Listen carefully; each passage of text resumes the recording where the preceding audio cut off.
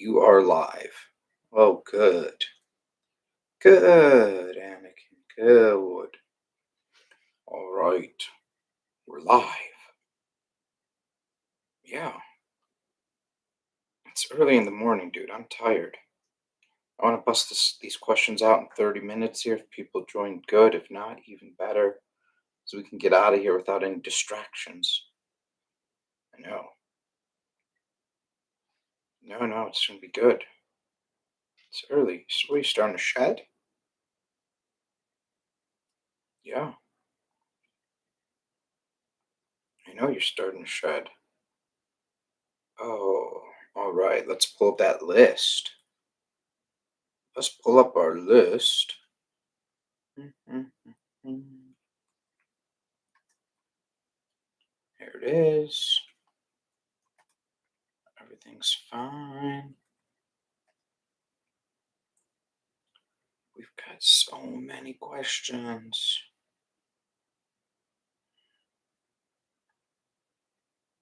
Hmm. Hmm.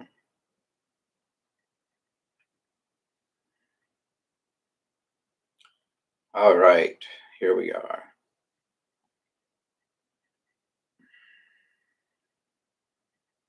Stay right there. The list has been assembled, Charmander. The list is assembled. This is the last stream before the year 2025. This is the last stream of 2024.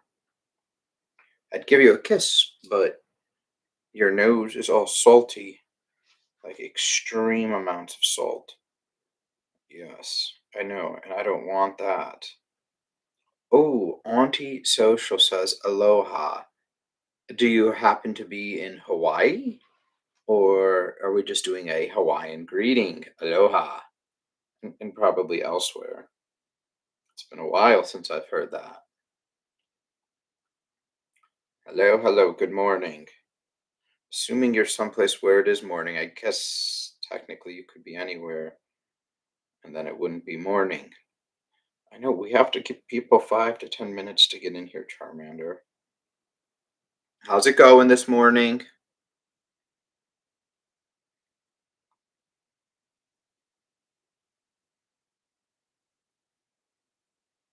No, today is not the last day of 2024. It's the last stream. Right. Everything, and really the last video, probably. So everything is going to go up after that. Next year. In the future. Ah, good morning. I'm an old Maui auntie here in the North Shore. All right, there you go. Then aloha is indeed warranted. Surf's up, bro. Catch some killer waves today. Oh gosh. Well, I'm glad you're here this morning. Yeah, just a simple stream today. We got a simple list of questions to wrap up the year. Um, yeah, nice and hopefully casual, low energy. And we can get in, we can get out of here. Everyone can get on with their mornings.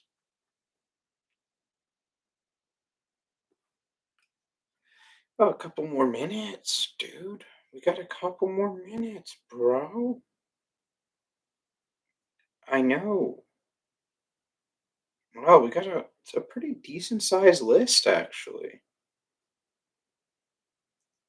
Yeah, it's a pretty decent sized list.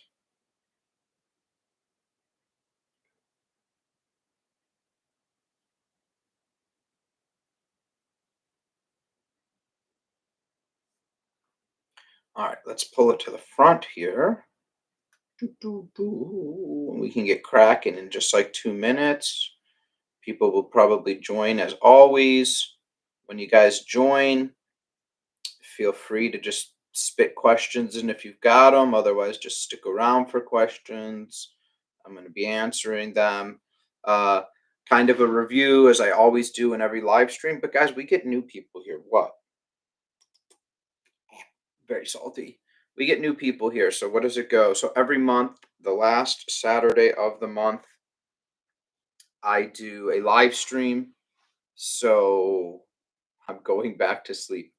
So during the week, I post videos, but regardless of what the videos I post are, even on all the old content, I get tons of questions typed in the comments. And then what happens is I pull the top questions that are asked the most or anything unique. And I do the live stream and I answer them. So pretty much how it goes. But then obviously during the live stream, if you have questions, you can feel free to type or ask them at any time.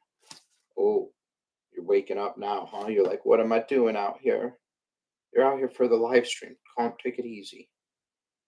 Take it easy. All right. Side note, we have no snakes. Oh, that's good. Good. Very good. So let's go through the reptile questions we have here and we'll go into it. So a lot of these are, I try not to ask the repeat questions in back-to-back live streams, even though they get asked a lot. But if you watch all the live streams or you've seen a few, there's possibility you'll hear questions from, live streams from a handful of months ago because they just keep getting asked. But one I want to talk about, and it gets asked in a variety of different ways, which is why I brought Charmander out here specifically. But people do ask all the times, is it safe or is it safe to pet their reptiles? Is it safe to snuggle with their reptile, hold their reptile, kiss their reptile, etc.? What? Yeah, I know. Well, there's a reason why you're here for this video. Charmander's typically low energy guys. Him and I will sit for a while, but when it gets too loud, he always wants to know what's going on. So, but there's a reason why I have him. And the short answer, before we get into the long answer, is typically yes, it's safe to do all those things. But you need to make sure, like, your hands are clean, where you're bringing your reptiles clean, but also that your reptiles clean.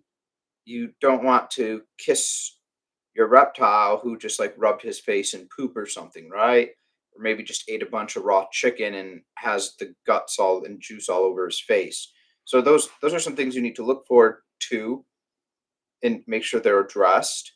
The other thing is too, you need to make sure that your reptile is calm, is used to you holding them, uh, and is not a psycho. So why do I have Charmander here? Purposely for this part of the video, and then we'll put him back and we'll get someone who's more social for other people. But Charmander is a green iguana. He is super red, but iguanas sneeze salt. They sneeze out mostly pure sodium because their body really can't digest sodium. So people kissing iguanas, pet iguanas, has a bad rap because you give them a kiss right on the snoot. And if you haven't put them in the shower or they haven't gone swimming, we're going to do it here. Um, it is just the grossest. Ooh, I'm like really just, it's so strong, but we're going to do it. We're going to go for it. Oh boy. Yeah, it's the strongest taste of pure salt that you've ever got. Uh, I don't recommend a lot of people do that, but that's purposely why I got that while I see this. So Charmander is, a big lovey-dovey, but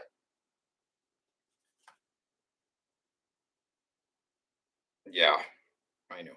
But like that could lead to bad interactions from people if people kiss this reptile, or the first time they go to hold a reptile, maybe the reptile is anxious or scared, or they misinterpret certain things, or you pick up, even if you pick up a bearded dragon that's a little scared to be held, they might start whirlwinding their tail, things like that, or they might squirm because their feet aren't being touched. And that can lead to a bad encounter for the reptile, for the person who's going to hold the reptile, and even for people who are watching that don't understand what's happening. And that's not good. And so you can kiss, you can hold, you can do all those things, but you want to make sure your reptile is comfortable doing those things, and that you're comfortable, and that you do it safely. Hopefully that makes sense, but a variety of those questions get asked. And oftentimes, the CDC, some health agency will put out an advert. Oh, they found E. coli or they found salmonella. Don't pet this reptile. Don't touch this reptile. Don't do this. Don't do that. And it's really unfortunate because that's one of just the dumbest things that they could say, because there's no education with it. And I made a video on it, and really shame on the CDC, and shame on anyone who would even say it like this. So normally how this is done, and I talked about this before, but they will find some family members, people will start to get sick. They'll come and they'll trace and they'll try to find where the bacteria is, and then, oh, it's in this reptile's tank. And because of that, they recommend you don't touch the reptiles, just all reptiles in general. And it's very, it's like a lie. And it's really disingenuous that they say it like that, because it's always found in, especially bearded dragons, tanks that are extremely dirty, that have a lot of poop in them, fresh and dried poop. And then also, when they show pictures of the dragon, and it's other lizards too, but bearded dragons are very common. The the lizard is got poop on it, dried poop and like wet poop. So you know that this thing is very poorly cared for, and is dirty, and the tank is dirty, and then therefore bacteria is growing. And it's really disingenuous, because do they tell you, like, don't kiss a baby? No, but like, if the baby is pooping and gets poop on itself, like, do you think maybe as a human you could get sick if you kissed like the poop on the baby? Hmm, probably. Or any other animal, or any other human, or any other object. So it's disingenuous the way that they're right off, instead of, hey, which what they should be saying is very important, that you don't kiss anything that lives in poop or has poop on it. Really, I didn't know that. Um, so that's just a big problem I had with that. And I ranted about this before, but it's very disingenuous. It's a pretty big lie. And also, then people will fear, people will believe it, that will get spread, and blah blah blah. All right, let's do one more list, and then we can swap Charmander out. You got me on a big rant because of your yeah, because of your sodium nose. Okay. So this always gets asked in also a variety of ways, and so I kind of summarize, but people will always ask, what is like the most basic setup I can do to start my reptile off correctly? And that question is, sometimes it's asked, what's the cheapest? What's the most basic? What's the most beginner friendly? It's not always a bad thing. And sometimes people will think, oh, they're trying to do things cheap. No, maybe they're getting a reptile that also does become big, or will have new needs depending on the size. So for sure, not bearded dragons, but for sure some reptiles that are sexually dimorphic could have the possibility of needing a drastically different size enclosure compared to the smaller of the species, whether it's male or female. And so the way that this is answered, and I see this answered online, and of course, I don't know why, but like on any type of written or I guess typed forums, text forums, whether it's Facebook, whether it's Reddit, whether it's just a forum on a website, the information's like really bad, which is unfortunate. And I don't think it's meant to be. But the one of the biggest things is people be like, "What's what is the most basic size enclosure I can get? What are all the basic things?"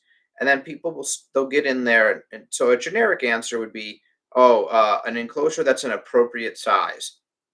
Okay, well, what the heck does that mean? The beginner person's not going to understand what that means. A heat light and a UVB light. Okay, so both heat light and UVB light have hundreds of options that could be used, right? There's different types of UVB. There's LED UVB now. There's normal fluorescent tube bulbs, but and there's CFLs. There's all-in-ones like mercury vapor, but all of these come in a variety of sizes, lengths, strengths, and same thing with the heat. There's a bajillion different types of heating, whether it's under tank heater, in tank heat mat, ceramic heat emitter, some type of flood bulb, some type of, but just I mean any. There's just so many bulbs, right? And then even those come in dimmable, non-dimmable, different sizes, different strengths, different reflectors. So you open up this huge category, and I think a lot of people get it wrong because they see, okay, I need to get UVB, and you go to Amazon, you type in UVB bulb, you pick one. Maybe it's a bulb with a picture of a bearded dragon on the box. Okay, I need to get UVB, and you go to Amazon, you type in UVB bulb, you pick one. Maybe it's a bulb with a picture of a bearded dragon on the box. That's the best marketing, right?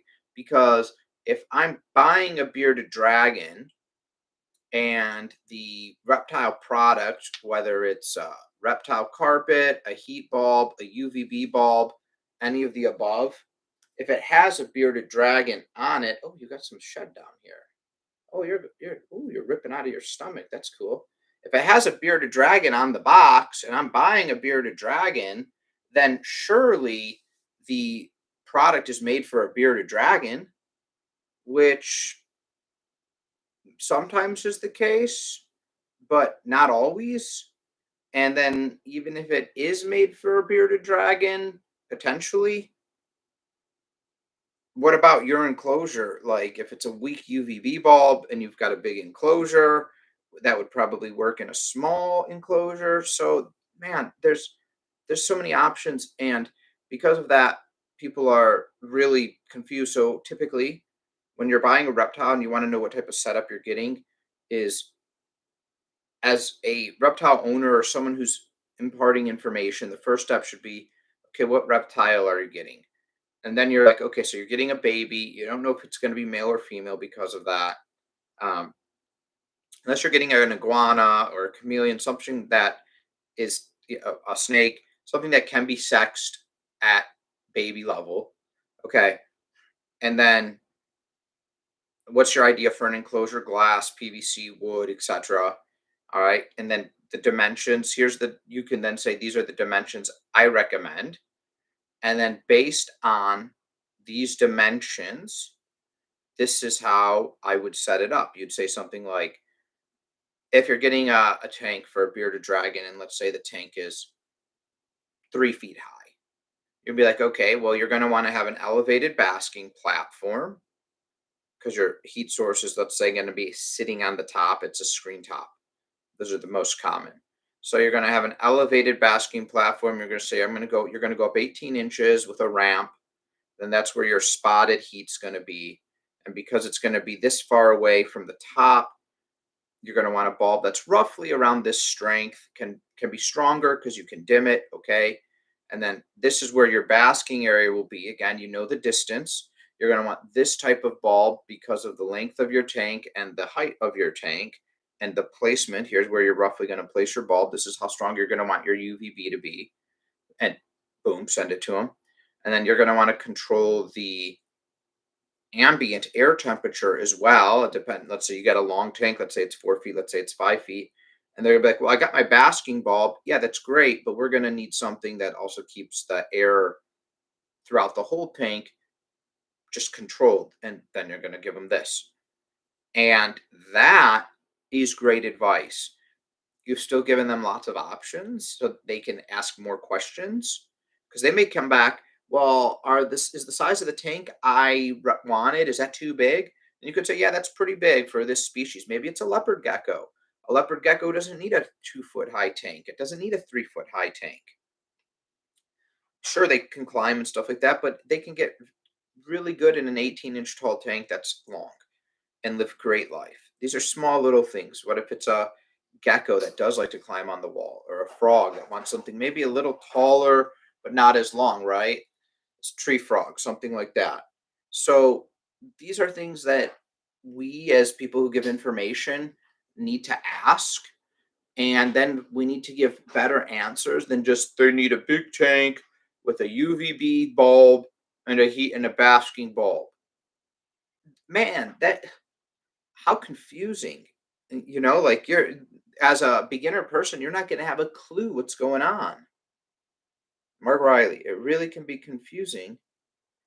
Like you say, so many options, got to do research and not like one or two videos. Also think about long term. Yeah, sure. Well, and there's a lot of long term options. Absolutely. So that's why you also say, okay, are you looking for, let's say you're getting an Asian water monitor, a black throat monitor, something that an iguana. So something that starts off, they all start off small, about the size of a middle finger, right? 3 inches, maybe 4 inches. But then these are things that are going to get to, and even a baby bearded dragon starts off about the same, but the baby bearded dragon might stop around 20 inches. That's really controllable. But now you've got something that gets to 24 inches, right? 2 feet, 36 inches, 3 feet, 48 inches long, 4 feet, 5 feet, 6 foot. Let's say you easily have a, watch your tail, please. Let's say you easily have a 4.5 foot lizard now, or at least the species that you get is known to be able to get to that size. The tank that you are starting in, you're not going to start them in an 8 foot tank. It's going to be way too big. It's going to be way too stressful. So you are going to have your beginner tank and then some type of progression tank, but you can do that by going to the bigger tank and just putting up, a wall with a piece of plywood, right, and partitioning it that way, and then you can just take that out, so you don't have to buy like 5 tanks. So there's things that you can do, but you need to understand the long term plan. There needs to be a vision for all of this before you buy. You're not going to buy a baby Asian water monitor, put it in a 20-gallon tank, and then say, we'll figure something out in a year or two. That year or two is going to come just turboing around. And when it turbos around, now you're building something, now you're ordering something, maybe supplies are on back order. So you have to have a game plan. But again, that's where the knowledgeable people need to give you the right answers and need to really work with you. There's not a cut and dry answer, but it's not confusing like that. Put in some LED lights, put in this and this. So that this question, that's how it's often answered online. And I think it also leads people not to buy reptiles, which is really sad because they're great, loving, caring pets and really great as educational animals, and also really breaks a barrier than just saying, you have a pet dog. What if you have a 30-year-old iguana as your pet and you're going to have him for another 30 years? And he sits down on the couch and watches movies at night, and he's potty trained, and he sleeps in the bed, and he roams the house like a dog, and he's friendly. So you can have these different things, but you need to know. And it's, either if you don't know, it's better to say you're not sure, don't answer, or point the person towards the direction of someone that can help them, which I guess often doesn't get done, right? Right. So right. So that's the big one. That was like, oof, what a long-winded answer, but it just gets so misrepresented when it gets asked online. Because I think especially on these websites where it shows how many questions, and maybe sometimes these people are the top contributors or they're an admin or a moderator. People got to rush to answer these questions that really they shouldn't be answering because they don't know or they don't answer them correctly. And then again, just if it has the picture of your reptile on the box, it doesn't mean it's the best product for your reptile. Unfortunately, that's the unfortunate side of marketing. Okay, let's go through here. We got two more questions. So if you guys get some, let me know. Otherwise, I just got two on this list, which is nice because then we can get out of here nice and early. All right. Well, this is kind of a side one, but this one. So also times people will also ask, how much does it cost to take care of a reptile? I know already. Anyone who heard me ask this question is shaking their head because, like, here we go again. There's like 500 bajillion variables, but in terms of how much does it cost to take care of a reptile, obviously there's variables. What is the reptile? Right? Is it a reptile that you got to feed meat to, bugs to, greens to? How big is the reptile going to get? Why? What does that mean? Well, it's going to need a bigger enclosure, which means it's going to need more heat and more electricity to, control that enclosure. But I think realistically, if done right, none of them are really expensive as long as there's proper planning. For instance, if you have something that eats bugs and you can have dubia roaches, like I said, savanna monitors, although they get large, are probably the cheapest reptile to care for healthily if you're able to have live dubia roaches, because then you can make a dubia roach colony and you will spend like no money. Okay. What if you get a pure veggie eater, an iguana? So now you got something that's pure veggie. Okay. Yeah. You can go to the store and you can buy $2 a month in greens, right? Turnip greens, get some huge bundles, red leaf lettuce.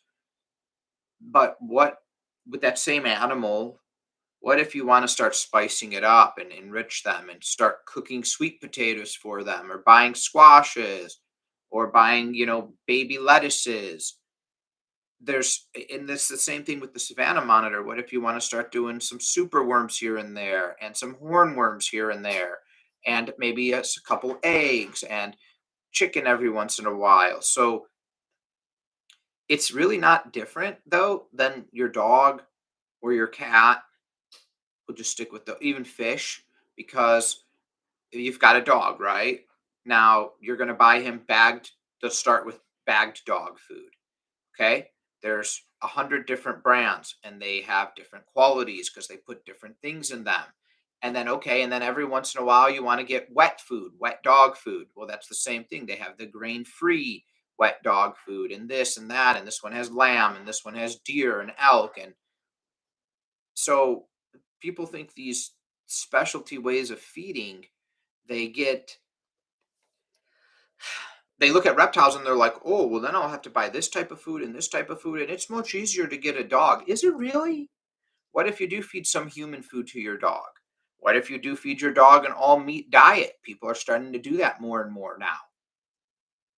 So yeah, you could feed your dog the Walmart brand of dog food. You could feed them the expensive brand. Same thing with your cat. And how many people go and get fancy feast for their cats and have cabinets full of this is the tuna and the salmon and this and that and then have all these different varieties of wet food that now they've spent all this money on, but for some reason it's different if you do it for a reptile, right? So I think people really forget that it doesn't cost more to feed your reptile than it would cost. It probably can actually cost significantly less than feeding a dog or a cat. Especially, okay, and then people say, well, what about a meat eating reptile. Okay, now we've gone into this whole thing of this reptile needs to eat meat, human meat, not human meat, but meat humans would get. So, okay, so what do I do? Because I have meat eating reptiles. How do I manage the cost for those? Because you're right, that's the most expensive ones. Well, what I do is I freeze the meat. What? Yes. So when I go to the grocery store and I see boneless, skinless chicken breast is on sale for 99 cents a pound, I'll buy 3 or 4 family packs and then I cut them up into cubes for whichever reptiles they're going to be fed to, whether it's babies, whether it's adults, put them in bags, get all the air out of the bags, and then freeze them. And then I can take that bag out of the freezer, let it thaw, and feed that reptile. So that's what I do. I constantly shop the sales. And there's no reason you don't do that with your dog or cat, right? We had a cat, and every time the pet store had Fancy Feast on sale, that's the wet Fancy Feast in a can.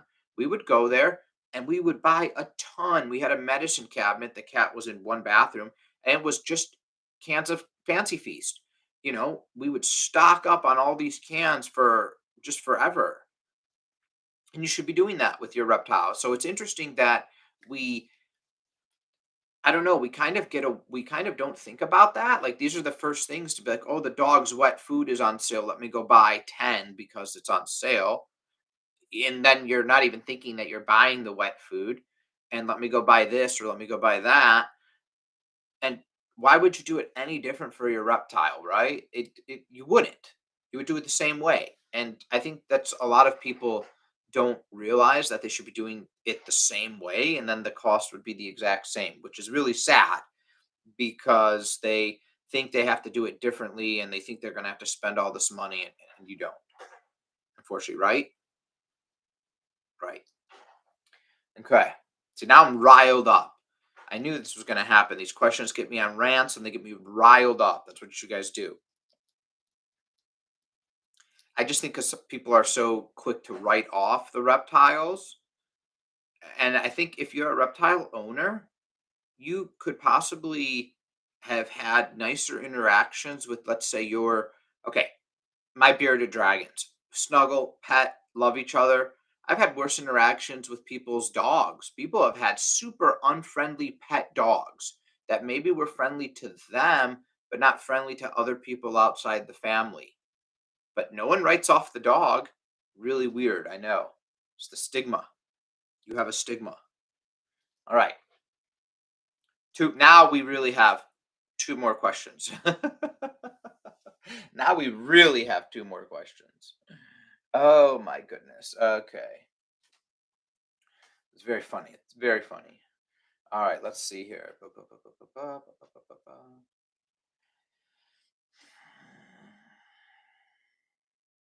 So this one is like really big and encompassing. Maybe we should connect. Okay, so people want to, the biggest thing is, and this has to do with health and everything, where's the best place to buy their reptile from? And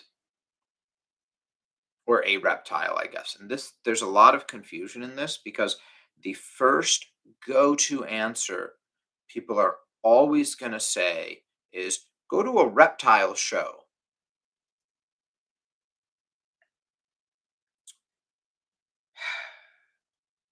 And I understand the people's intent because sometimes you then get to speak to a specific breeder. So the breeder may be there at the show that you're there. But I think the biggest thing about the reptile show is you do get to physically look at in person, sometimes even hold the reptile that you could be buying. That is the only benefit. Just because they're at a reptile show does not mean that the breeder at that reptile show is better than any other breeder. There are a ton of captive born and bred breeders who are really good, who have been selling their product and they sell online because maybe they're located in Texas.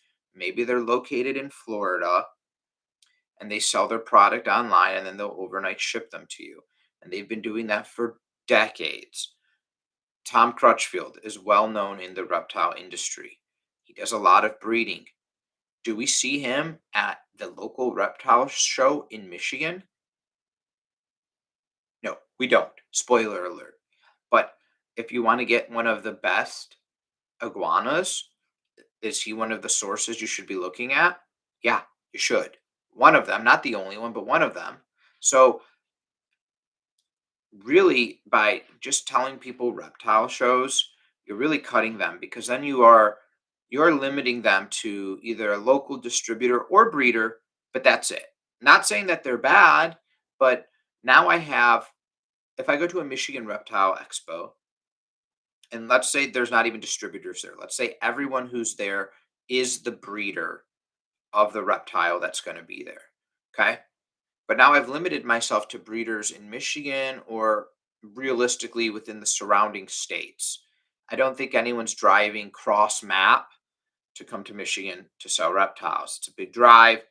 Where's the budget? So maybe you're touching states, Indiana, Ohio, maybe from Illinois, Pennsylvania, things that are close, New York, possibly, whatever. Things that are within, an 8 hour drive. But that's it. That's what I've limited myself to. And then there's that stigmatism that, well, if you buy online, it's not going to be good. No. So if you do go to a website like Morph Market is what is Morph Market? It's like Amazon, it's eBay. It's eBay for animals.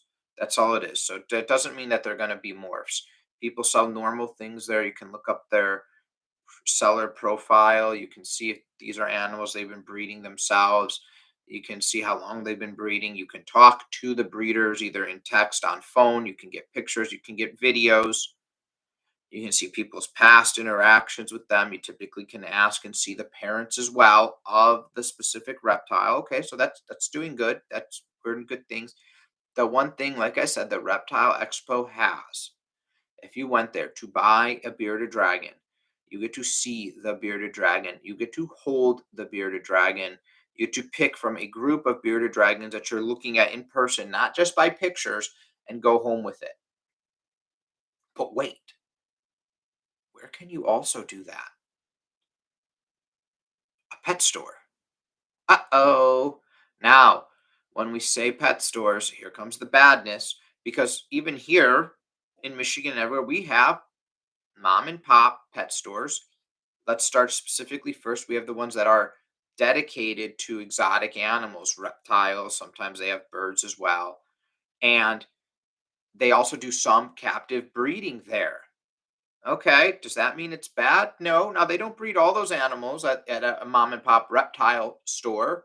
They buy a lot, they import, probably get some, they could buy from local breeders. Someone's, selling a bunch. But wait, who also buys from local breeders? Oh, Petco, PetSmart. That's right. Like I've always said, Petco and PetSmart are not. They don't have a beer in your local PetSmart that's down the road. They don't have bearded dragons breeding and eggs incubating in the back row, right? They buy from local breeders, overstock, bought people trying to sell at the end of the year, whatever. So what is the difference? Okay. Typically at your mom and pop store, if something is staying there longer, you tend to think that it must be getting better care because it doesn't have high school people there who, aren't educated. It's not always the case. Who's gone to a rundown pet store before? I'm sure all of us have. And you go and you look at the reptiles, and sometimes, especially if there's babies, the tanks are overcrowded, right? There's poop everywhere. They feed greens or pelleted food or have cheap UVB. We've all been in that store. We've all gone to a mom and pop reptile store and seen reptiles that look unhealthy, that the owners aren't doing anything for. So when we look at all these scenarios and we're trying to say, like, oh, this one is guaranteed better, the Reptile Expo, it's the best place. It's the best place. No, because your normal bearded dragon at the Reptile Expo, when it doesn't sell, you know where it goes? It goes to a mom and pop reptile store or it goes to PetSmart. But you could have bought it 30 minutes earlier at the reptile show. That would have made it better. No, it wouldn't. So a lot of it you need to know. You need to know what to look for. You need to look at that reptile. Was it being kept healthily? Does it look healthy? Also, one of the biggest bait and switch things that can happen at a reptile expo is no one's bringing a dirty tank to the reptile expo, right? They're cleaning off, so you don't know how they're actually being kept at this person's home or facility. You're getting things inside a deli cup, you're getting inside things in they're temporary, of course. You're getting them inside Tupperware or smaller tanks because it's at the expo, so it's okay. But does it go home into a small tank? Don't know. Does it go home into a poop filled tank? Don't know. So you need to do some research on the healthy reptile, kind of know what you're looking for. And I honestly think sometimes buying from a breeder online who shows his facility, who shows where the adults are, who shows how they incubate, who shows where the babies are being kept, the babies that you're going to buy and everything, and you see how clean it is, or going to a mom and pop pet store or a PetSmart, whatever, and you get to see here's the baby, here's how it's been being kept for the last however long, let's say a week, here's what it's being fed for a week, and blah blah blah. You actually can get more information than your reptile expo. Not that reptile expos are bad. I think they're great and they are great, but sometimes people give them this blanket pass, and you shouldn't be doing it like that. You should just know what's going on. So, but you need to educate yourself first. But it's kind of like when you go to a car dealership, you have an idea of what you're gonna want to buy, right? You don't go in there and be like, "Well, I have no idea. I haven't researched anything." And oh, look at this. We're gonna bring you in the back, the junkyard area, and here's this clunker, and the engine's knocking, and this and that. But you're at a car dealership. You're at the Ford dealership to buy a Ford, and the engine's knocking, and it's dented, and it's this or that. Okay, let me go to Bob's used car lot, and therefore it's different. No, it's not, right? So you everyone you need to have a basic thing, but seeing and doing that is a big deal. It's a big deal. Okay, we've ranted. We're at the end of the video. We're at the end of the stream. Those were the most important questions. If any of you 9 people watching have a question, now is the time to ask. Otherwise, Charmander and I, can you at least smile? Can you smile? Wave? No. We're going to get going for the day. We get a lot to do here. I know. We have a lot to do. You've just been like limp, laying here limp. We're going to give them 2 minutes. If they don't ask questions, that's great because we can get out of here. Put your little dewlap away. Yeah, right on time. What did I say? About 45-minute live stream. We're right there. We're right there. I like dangling your tail, like when your tail's just flopping because it's so long and just spinning you and watching your tail spin in circles. All right, looks like we got no questions. That's good. All right, guys. Thanks for making 2024 a great year. Thanks for supporting reptiles. No, I'm not kissing you again, Charmander. Have a good end of the year, and hopefully 2025 starts good. Look at your back foot. Look at your back foot. Take care. Take care, everybody.